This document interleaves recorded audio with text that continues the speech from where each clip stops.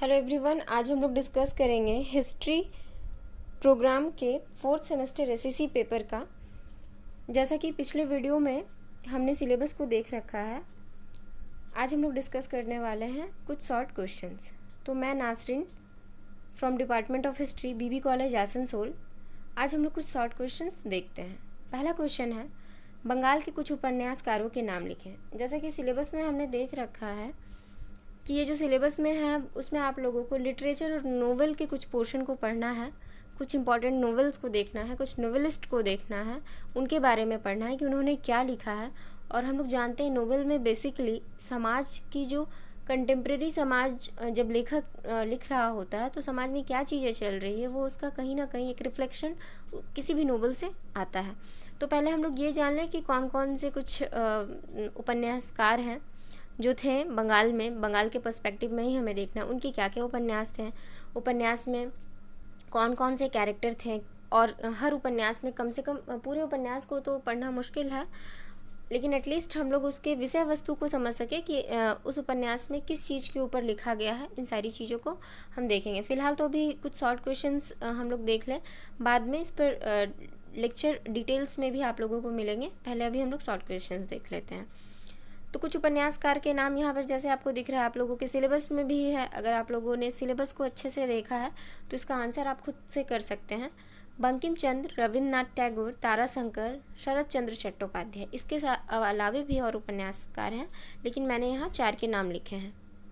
Next question है, घर बाहर उपन्यास के लेखक कौन है? जो एक्चुअल में बंगला में लिखा गया है घोरे बाइरे, उसके उपन्यासकार जो हैं वो है रविन्द्रनाथ टैगोर।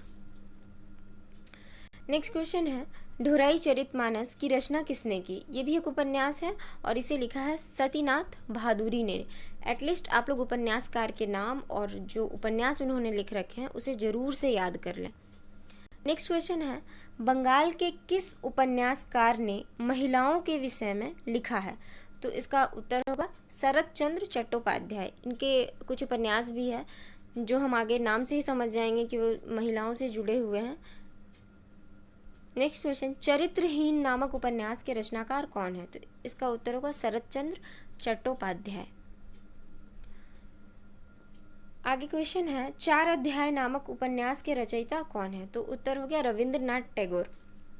आप लोगों को सिलेबस में रविन्द्रनाथ टैगोर के 2 नॉवेल्स के बारे में पढ़ना है। जैसे अभी एक तो ये नाम यहाँ पर हमें दिख ही रहा है, 4 अध्याय, और इससे पहले हमने जिक्र कर लिया घर बाहर, एक घर बाहर, ये एक उपन्यास हुआ, और एक उपन्यास 4 अध्याय। ये 2 उपन्यास हमें पढ़ने हैं रविन्द्रनाथ टैगोर से जो रिलेटेड है वो। नेक्स्ट क्वेश्चन है, वंदे मातरम गीत किस उपन्यास में मिलता है? तो ये भी आज़ादी की संघर्ष जब चल रही थी उस समय ये सारी चीज़ें लिखे जा रहे थे। बहुत सारे नॉवेल्स इस तरह के देश से या देशभक्ति से जुड़े जो गीत थे, वंदे मातरम, ये सारी चीज़ें थी। तो वंदे मातरम को किस में पाया जाता है या कहाँ ये लिखा गया? तो ये होगा आनंद मठ। आनंद मठ एक उपन्यास में है, वहाँ पर हमें वंदे मातरम गीत मिलता है। आनंद मठ नामक उपन्यास के रचयिता कौन है? उत्तर होगा बंकिम चंद्र। इसके रचयिता है बंकिम चंद्र। बंगाल का पहला ऐतिहासिक उपन्यास दुर्गेश नंदिनी की रचना किसने की? तो उत्तर हुआ बंकिम चंद्र। इसका भी आंसर होगा बंकिम चंद्र। क्योंकि हम देखते हैं कि बंगाल में पहले भी कई उपन्यास, एक उपन्यास है जो लिखा गया था, लेकिन अगर हम ऐतिहासिक उपन्यास की बात करें तो दुर्गेश नंदिनी नामक उपन्यास आएगा। तो इसमें आपको कंफ्यूज नहीं होना है। कभी कभी कुछ उपन्यास हैं जो दुर्गेश नंदिनी से भी पहले लिखे गए हैं, दुर्गेश नंदिनी नामक उपन्यास से भी पहले लिखे गए हैं, लेकिन अगर हम ऐतिहासिक उपन्यास की बात करें तो दुर्गेश नंदिनी। नेक्स्ट क्वेश्चन, पोथेर दाबी, ये भी एक उपन्यास है। पोथेर दाबी नामक उपन्यास की रचना किसने की? तो उसका उत्तर है शरत चंद्र चट्टोपाध्याय। नेक्स्ट क्वेश्चन है, आर्थिक एवं जाति असमानता के बारे में किस उपन्यासकार ने लिखा? जैसे कि हम जानते हैं प्राचीन समय से ही भारतीय समाज के कुछ तबके में आर्थिक स्थिति और जाति पाति को लेकर बहुत सारी असमानताएं हैं, बहुत सारे बुरे व्यवहार किए जाते हैं, तो उसके विषय में किसने लिखा है? तो उत्तर होगा ताराशंकर। ये उपन्यासकार है ताराशंकर, जिसने समाज की आर्थिक स्थिति और जात पात के बारे में या उसमें जो असमानताएं हैं उसके बारे में बताया है। नेक्स्ट क्वेश्चन है, गणदेवता एवं हंसुली बैंकर, ये दोनों के ही दोनों उपन्यास है। गणदेवता भी उपन्यास का नाम है और हंसुली बैंकर भी उपन्यास का ही नाम है। तो इसके रचयिता कौन है, यानी इस उपन्यास की रचना किसने की है? तो उत्तर होगा ताराशंकर। चंद्रमुखी विलासम नामक उपन्यास किसने लिखा है?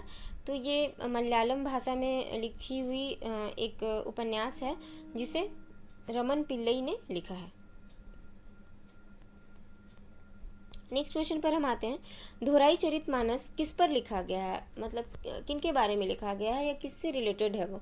तो उत्तर होगा धोराई चरितमानस। यहाँ नाम है ढोराई भी, कहीं कहीं आपको इसका टर्म मिल जाएगा हिंदी में। ढोराई भी बोलते हैं, ढोराई भी बोलते हैं। तो धोराई चरितमानस जो है वो ढोराई नामक एक ग्रामीण कृषक था, ढोराई नामक, उसी के ऊपर लिखा गया है धोराई चरितमानस। नेक्स्ट क्वेश्चन है, बंगाल विभाजन कब हुआ? उत्तर होगा 1905 ईस्वी में बंगाल विभाजन हुआ। नेक्स्ट, किस वर्ष बंगाल विभाजन को रद्द घोषित किया गया? तो उत्तर है 1911 में इसे वापस ले लिया जाता है। इसका घोषणा कर दिया जाता है कि बंगाल विभाजन रद्द कर दिया गया है। नेक्स्ट क्वेश्चन, घर बाहर उपन्यास के मुख्य 3 पात्र कौन है? घर बाहर उपन्यास बहुत बड़ा उपन्यास है, वो अपने आप में कम से कम 200-250 पेजेस हैं उसमें, वो खुद एक बुक है। तो अगर हो सके पॉसिबल तो आप लोग ज़रूर उसे एक बार देखिए, और इस पर फीचर्ड फिल्म है, उसे भी आप देख लीजिए एक बार। सत्यजीत रे की कॉम्पोजिशन है, तो ज़रूर से उसे एक बार देखिए, तो थोड़ा बहुत आपको आइडिया भी आ जाएगा और आपको बोरिंग भी नहीं लगेगा। एटलीस्ट आप कम से कम कहानी में क्या है वो उसका बेसिक आप लोगों को क्लियर हो जाएगा। तो इसमें 3 पात्र हैं, निखिलेश, संदीप, विमला। मैं यहाँ पर शॉर्ट में आपको थोड़ा बता दूँ कि यहाँ पर निखिलेश और विमला जो है वो हस्बैंड वाइफ है, और संदीप है एक क्रांतिकारी जो बंगाल विभाजन के समय स्वदेशी आंदोलन होता है उसके एक प्रमुख वो नेता थे, क्रांतिकारी नेता थे। तो अपने क्रांति के प्रचार प्रसार के लिए वो बहुत ही अच्छा भाषण दिया करते थे, जिससे लोग प्रभावित होते थे। तो विमला भी इनके भाषण से बहुत प्रभावित हुई थी, और वो देश के संघर्ष में या स्वदेशी आंदोलन में वो पूरी तरह से डूब गई थी, और अपना सब कुछ स्वदेशी आंदोलन पर या देशभक्ति पर वो न्यौछावर करती थी। तो यहाँ पर यही कहानी है कि किस तरह से वो उस पर इम्पैक्ट पड़ता है संदीप का, और कहीं ना कहीं फिर वो इस मामले में निखिलेश से यानी अपने हस्बैंड से वो दूर होती चली जाती है। लेकिन लास्ट में उसे संदीप को जिस तरह से रविन्द्रनाथ टैगोर ने दर्शाया है कि वो कहीं ना कहीं छल कपट से लोगों को आंदोलन के लिए प्रोत्साहित करते हैं, या कहीं ना कहीं विमला से भी उसने धन का मांग कर लिया था, कुछ पैसे मांग लिए थे, जिससे वो विमला के नज़र में भी नीचा हो जाता है कि इतना बड़ा नेता जो कि इतने बड़े विशाल आंदोलन को चला रहा है, उसके बावजूद भी उसने इस तरह का कुछ डिमांड किया। तो फिर इनमें मतभेद होना स्टार्ट हो जाता है। जैसे विमला बहुत ज़्यादा प्रभावित हुई थी संदीप में, फिर लास्ट में हम लोग देखते हैं कि वो मतभेद होना स्टार्ट हो जाता है, और फिर वो वापस निखिल जो उनके हस्बैंड हैं उससे उनके साथ ही फिर वो उनके जो संपर्क बीच में ख़राब हो गए थे वो फिर से पुनः स्थापित हो जाते हैं। और लास्ट में जब राइट हो जाता है या फिर स्वदेशी आंदोलन के समय, तो निखिलेश की फिर लास्ट में एट लास्ट एंडिंग में हम लोग देखते हैं कि उसकी मृत्यु हो जाती है। वो देश के लिए अपनी जान को न्यौछावर कर देता है, और इसके ठीक विपरीत संदीप जो होता है, जब राइट लग जाता है तो वो फिर वहाँ से जिस एरिया में था वो वहाँ से जान बचाकर निकल जाता है। तो यही कहानी है। एक बार आप अगर मूवी को देखिएगा तो बहुत अच्छे से क्लियर होगा। यहाँ पॉसिबल नहीं है कि मैं 200-250 पेज के एक पूरे बुक को आपको समझा सकूं। बस मैंने एक बेसिक कंसेप्ट बता दिया कि 3 जो यहाँ पर मुख्य पात्र हैं उनके भी नाम मैंने यहाँ पर दिखा दिए हैं। एक बार आप लोग ज़रूर मूवी को देख लीजिएगा। नेक्स्ट क्वेश्चन है, उपन्यास क्या है? जैसे हम लोग पढ़ेंगे इसमें नॉवेल्स के बारे में, तो हम लोग बेसिकली कंसेप्ट रख लें कि नॉवेल है क्या। तो उपन्यास गद्य साहित्य का एक हिस्सा है। गद्य साहित्य मतलब प्रोज फॉर्म में लिखा हुआ है, मतलब कविता के फॉर्म में नहीं लिखा हुआ है, प्रोज फॉर्म में है, जो जीवन तथा समाज की व्याख्या का सर्वोत्तम साधन है। जो एक्चुअल में लाइफ में क्या चीज़ें चल रही है, समाज में क्या चल रहा है, उसी में कुछ इमेजिनेशन और कुछ कहानी के तत्व डालकर ही उपन्यास तैयार किए जाते हैं। तो वो हमें समाज की व्याख्या भी देता है और जीवन की भी व्याख्या देता है। तो अभी कुछ शॉर्ट क्वेश्चंस एसएससी पेपर से रिलेटेड, इतने ही शॉर्ट क्वेश्चंस। फिर नेक्स्ट वीडियो में, नेक्स्ट जो लेक्चर होगा उसमें फिर से मैं कुछ शॉर्ट क्वेश्चंस आप लोगों के लिए लाऊंगी, जो आप लोगों के लिए हेल्पफुल रहेगा। और नया वीडियो जैसे ही अपलोड होगा, अगर आप लोगों ने बेल आइकन को प्रेस कर रखा है सब्सक्राइब बटन के साथ, तो वीडियो अपलोड होते ही के साथ आप लोगों को नोटिफिकेशन मिल जाएगा। इसके लिए आप लोग ज़रूर से नया जो भी क्लासेस का वीडियो अपलोड होता है उसे फॉलो करिए।